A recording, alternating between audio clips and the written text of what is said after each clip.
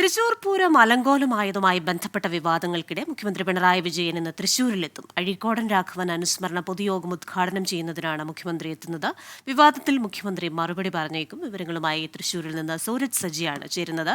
സൂരജ്, ഈ തൃശൂർ പൂരവുമായി ബന്ധപ്പെട്ട വിവാദങ്ങൾ ഒടുവിൽ ഒരു റിപ്പോർട്ട്, ആ റിപ്പോർട്ട് ആരോപണ വിധേയൻ തന്നെ തയ്യാറാക്കുന്നു. അതിൽ വിശ്വാസ്യതയില്ല, അതൊരു പ്രഹസനമാണെന്ന് പ്രതിപക്ഷത്തിന്റെ ആരോപണം വരുന്നു. ഈ സാഹചര്യത്തിലാണ് മുഖ്യമന്ത്രി തൃശൂരിലെത്തുന്നത്. തൃശൂരുകാരോട് മറുപടി പറയാൻ ഈ വിഷയത്തിൽ മുഖ്യമന്ത്രി തയ്യാറാകുമോ?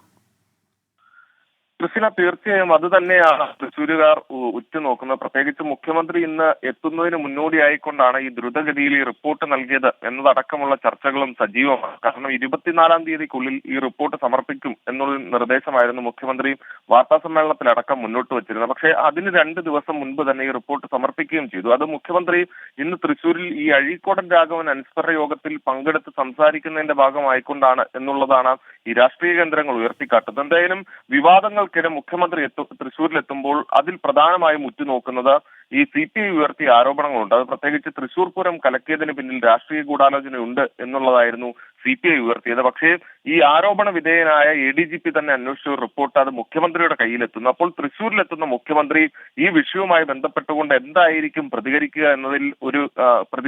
എന്നത് തന്നെയാണ് ഉറ്റുനോക്കുന്നത്. ഇന്ന് വൈകുന്നേരം 4 മണിക്ക് തേക്കിൻകാട് മൈതാനിയിലാണ് ഈ അനുസ്മരണം നടക്കുന്നത്. മുഖ്യമന്ത്രിയാണ് അതിന്റെ ഉദ്ഘാടകനായി എത്തുന്നത്. ചില പരിപാടികളും ഇന്ന് തൃശ്ശൂരിലുണ്ട്.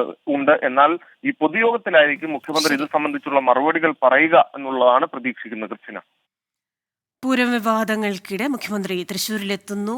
ഇതുമായി ബന്ധപ്പെട്ട വിഷയങ്ങൾക്ക് മുഖ്യമന്ത്രി മറുപടി പറയുമോ എന്ന് നോക്കിക്കാണേണ്ടിയിരിക്കുന്നു. തൃശൂരിൽ നിന്ന് വിവരങ്ങൾ നൽകിയത് സൂരജ് സജിയാണ്.